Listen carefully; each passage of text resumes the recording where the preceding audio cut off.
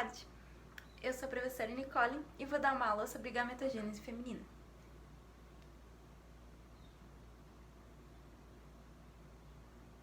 Então, o que é a gametogênese feminina? A gametogênese ela é o processo que forma gametas no corpo humano. E a gametogênese feminina é o processo que forma gameta feminina no corpo das mulheres. O gameta feminino é o óvulo, então hoje a gente vai entender como acontece a formação do óvulo no nosso corpo. Então, assim como eu já havia dito no vídeo sobre gametogênese masculina, entender o processo de divisão celular é extremamente importante para entender a gametogênese. Mas por quê? Porque a gametogênese nada mais é que um processo de divisão celular que passa pela meiose, e as células formadas são células germinativas, que são as células que formam gametas. Então é extremamente importante saber como ocorre a mitose e como acontece a meiose. Então, a meiose é dividida em duas partes, meiose 1 e meiose 2, que como eu já havia explicado no outro vídeo, a meiose 1 ela é marcada a meiose 1 é marcada que na prófase acontece o crossing over, que é a troca do material genético que faz com que as células finais sejam células geneticamente diferentes. E na meiose 1 acontece a separação dos cromossomos homólogos, e na meiose 2 acontece a separação das cromátides irmãs. Eu não vou explicar cada passo, porque isso já foi explicado no vídeo de gametogênese masculina. Então, quando inicia a gametogênese feminina? A gametogênese feminina inicia com a nossa primeira célula germinativa, que é a oogônia. Ela é uma célula que ela já vem no primeiro semestre de vida da mulher, ainda na barriga da mãe. E essa oogônia, ela na interfase da meiose 1, ela multiplica seu DNA. Então ela passa agora a ser um oócito primário. Esse oócito primário, ele passa por todo um processo de meiose 1 e no final ele de uma célula passa a ser originada duas células, sendo que dessas células, uma será o óvulo e outra é formado o corpúsculo polar. O que é o corpúsculo polar? O corpúsculo polar é uma outra célula que ela será degenerada e ela tem pouco material genético. A quantidade de material genético predominante ficou na outra célula, no óvulo, na célula que será o óvulo. Então, a gente passa no final da meiose 1, passa pelo processo de meiose 2 e é formado então o óvulo e os corpúsculos polares. Como mais uma vez os corpúsculos polares se degeneram e a gente, diferentemente da gametogênese masculina, que geram 4 espermatozoides, aqui a gente gera um óvulo, que é este óvulo, essa célula que dá pra ver aqui, está diferenciado das outras, porque são 3 corpúsculos polares pequenos e uma célula grande, que será o óvulo. Então, para explicar um pouco melhor como acontece, né, a oogênese, assim, como eu já havia dito, a oogônia ela é originada no primeiro trimestre da vida uterina, ou seja, o primeiro trimestre da vida feminina, ainda na barriga de sua mãe, né? E vai acontecendo diversas mitoses para a célula se manter viva. Então a oogônia agora passa a ser o ócito primário, só que antes acontece uma interfase, que ou seja, no segundo semestre da vida uterina, essa oogônia ela sofre uma duplicação do seu DNA e ela deixa de ser oogônia e passa a ser um ovócito primário. Esse ovócito primário, ele passa da mitose para a meiose 1 e ela fica em stand-by, ela fica estacionada, parada, na fase da meiose 1, na prófase, né, primeira fase da meiose 1, até que na mulher, a nossa puberdade é quando a gente inicia nosso ciclo menstrual, ou seja, a partir da nossa primeira menstruação. Tendo nossa primeira menstruação, o ovócito primário ele está pronto para ele continuar, né, as fases da divisão celular até chegar à formação do óvulo. Então, esse ovócito primário, ainda na meiose 1, na prófase, ele termina, né, a meiose, só que tem um ponto. Ele termina a meiose 1 e passa para a meiose 2, se tornando o ovócito secundário. Tornando-se o ovócito secundário e formando-se, como eu havia dito antes, o primeiro corpúsculo polar. Só que na meiose 2, na metáfise, ele fica estacionado caso não haja uma fertilização. Ou seja, caso não venha espermatozoide, ele permanece nessa fase. E mais pra frente eu vou explicar o que acontece quando ele permanece nessa fase. Mas caso haja uma fertilização, a meiose ela é encerrada e no final é formado o óvulo e o segundo corpúsculo polar. Como eu já havia dito, o corpúsculo polar que se forma aqui, que é a célula pequena, ela será degenerada e só vai se manter o óvulo, que depois, né, será fecundado. Enfim, vai acontecer a fecundação e virará o embrião. Então, como eu havia dito, tem dois pontos importantes, se tu olhasse no slide anterior, que eu havia posto asteriscos. Então, como se forma gêmeos? A gente forma gêmeos quando, ao invés de ter um ócito secundário, tem dois ócitos secundários. E assim é formado gêmeo, porque a partir desse processo, a duplicação celular acontece dobrada, né? Porque serão formados dois óvulos. Então, o ócito secundário, como eu falei, caso não aconteça a fecundação, ele permanece nessa fase. Só que ele permanece nessa fase somente por 24 horas no nosso corpo vivo, e pronto para ser fecundado. Caso não aconteça essa fecundação, ele é reabsorvido pelo nosso corpo. E esse processo é chamado autólise. Naquele processo que eu havia falado da interfase, que acontece a duplicação do material genético e fica por um tempo estacionado, vai acontecendo produções de proteínas, porque, né, como o DNA fica parado, vai produzindo RNA mensageiros e RNAs, e vai acontecer a produção de proteínas, como glicoproteínas, e elas vão nutrir e elas vão para a zona pelúcida, e elas são muito importantes para o início do desenvolvimento embrionário.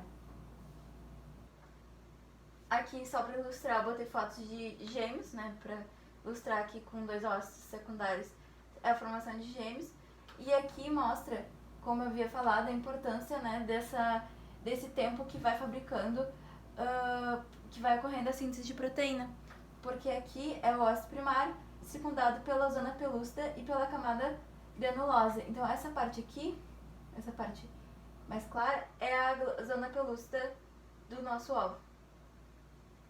Então, para entender um pouco sobre o sistema reprodutor, eu trouxe a imagem só para ilustrar o que eu estava falando, que é onde acontece a produção do óvulo, é no ovário, que é nessa parte aqui.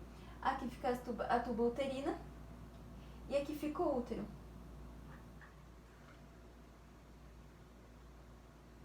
Então, vamos saber um pouco mais sobre o nosso ovário, né? O ovário, ele é revestido por um epitélio simples, pavimentoso, cúbico, contínuo ao mesovário. Ele é dividido em duas zonas, a zona cortical e a zona medular. A zona cortical, ela tem um estroma de tecido frouxo com abundância de fibroblastos, onde estão localizados os folículos ovarianos. E depois eu vou explicar um pouco mais sobre os folículos ovarianos. Então, e a maturação do gameto feminino, ela está diretamente ligada ao seu revestimento celular. Mas por que isso?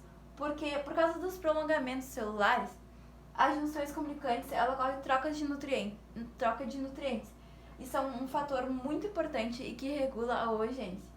E aqui eu trouxe uma foto, que é o corte ovariano de camundongos, ou seja, de mamíferos, que aqui está marcado o epitélio, toda essa aqui é o epitélio, né, a camada que reveste o ovário. Aí tem a zona cortical, que está aqui, a zona cortical, essa partezinha aqui. Os folículos em crescimento e o corpo lúteo é essa parte aqui. E a zona medular, com os vasos sanguíneos e linfáticos, essa parte mais clara aqui no meio. Então, para saber um pouco mais sobre os folículos ovarianos, eles são formados pelas células germinativas e pelas células foliculares e unidos pelos desmossomos. Tem mais de um tipo de folículo. O folículo primordiais são formados pelo ócito primário e pelas camadas das células foliculares. O folículo em crescimento é o folículo que, quando vai, o ócito também vai desenvolvendo suas organelas e vai aumentando seu volume. Já o folículo em crescimento multilaminar, quando as células do folículo vão se proliferando, e aí dá origem ao folículo multilaminar. Já o folículo adulto, ele é quando ele é independente de FSH e sofre ovulação. Então, controle hormonal. No nosso corpo, quando a gente se trata de gametogênese feminina, há 3 hormônios principais: o LH, o estrógeno e o progesterona. O LH ele atua sobre o folículo e ele é extremamente importante para ocorrer a ovulação. Ele secreta a progesterona, que depois a gente vai ver que tem outra função muito importante também no nosso corpo. Estimula as células teclas a secretarem andrógenos, que são hormônios sexuais, e desencadeia a reação que origina o ócito secundário. Como eu já havia dito, ele é responsável pela ovulação. Os hormônios estrógenos também têm uma importância muito grande, porque ele ativa o LH e ele tem receptores nos folículos que permite isso.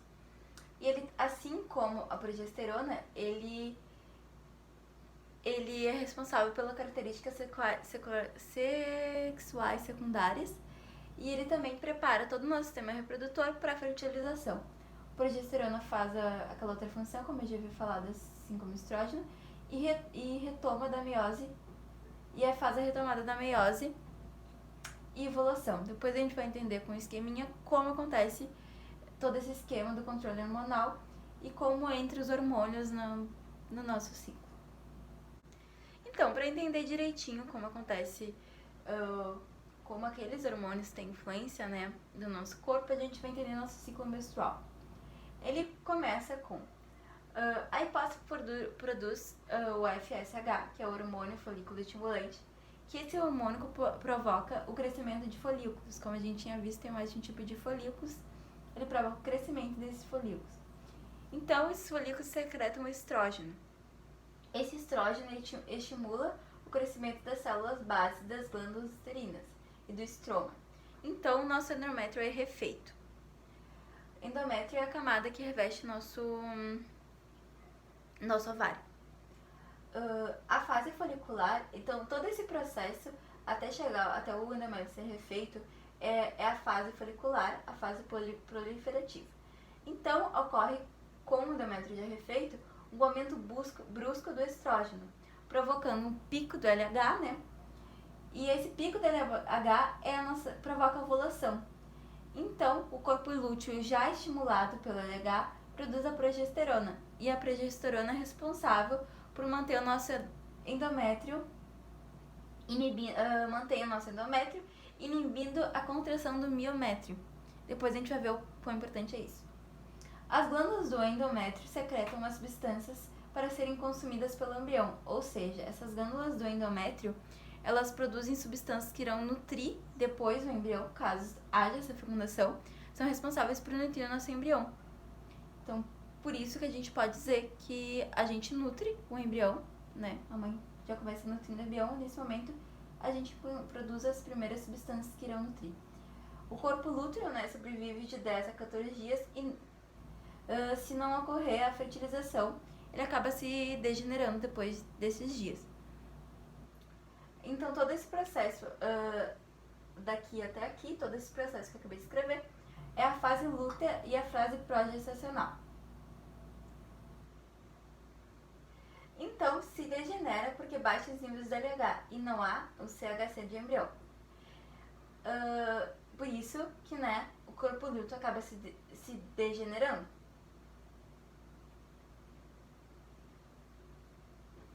Sem a progesterona do endométrio, libera as prostaglandinas. Essas prostaglandinas, elas são muito importantes, porque elas fazem com que o miométrio contrai e expulsa o endométrio. O que é o endométrio? É a nossa menstruação, ou seja, toda aquelas substâncias que foram produzidas para nutrir o embrião, que ficaram ali armazenadas, depois elas são eliminadas, que é a fase menstrual, que é a fase que a mulher menstrua. E aqui na fase inicial, a gente fala que o ciclo menstrual se inicia. É o início do ciclo, na verdade. Só um minuto. Como a gente já viu como acontece no nosso ciclo menstrual e nosso ciclo hormonal, a gente vai entender os métodos de contracepção hormonal. Ou seja, como a gente pode impedir que não ocorra uma gravidez, que não ocorra uma fecundação, que não é formada, que não se forme um bebê dentro, né, da barriga da mulher. Tem 3 métodos que são contracepção hormonal. Digo que tem muito mais métodos contraceptivos, mas hormonais, que se baseiam no que a gente acabou de ver, são esses. Que é o da pílula anticoncepcional, que é o mais comum, que contém níveis de estrógenos e progesterona e faz com que não tenha liberação do LH e do FSH. E isso faz com que não tenha estímulo do crescimento dos folículos, logo não haja ovulação. E esse é um método que ele é tomado, né, diariamente, e ele tem um efeito ele é tomado diariamente e ele tem um efeito mensalmente, ou seja, a cada cartela. Já tem os métodos injetáveis, que são injetam um progesteno, que atua nos receptores de progesterona e provoca o espaçamento do muco cervical e também a supressão da ovulação. Esses métodos injetáveis, eles não ocorrem normalmente de 2 a 3 meses, eles são trimestrais, diferente da pílula, que é mensal. Esse é trimestral. Já acontece os implantes, são capas de silicone com estrógenos, com levonorgestrel, que são implantadas, né, aqui, normalmente no braço, subcutaneamente, e também há o espaçamento do muco e a supressão à ovulação, ou seja, todos esses métodos, ele faz com que a mulher não ovule.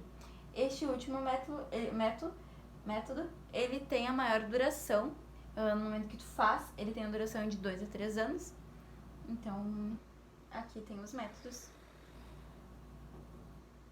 Então, como eu havia dito, a pílula, ela, só pra gente ver, né, onde age no ciclo, a pílula, ela age com níveis de progesterona e estrogênio. A progesterona, aumentando esse nível de progesterona, vai agir no hipotálamo e todo o ciclo vai deixar de acontecer. A mesma coisa no injetáveis, atua nos receptores de progesterona, e isso aqui também. Então aqui a bibliografia, de onde eu tirei todo o material de estudo. E muito obrigada. Essa foi a aula de hoje.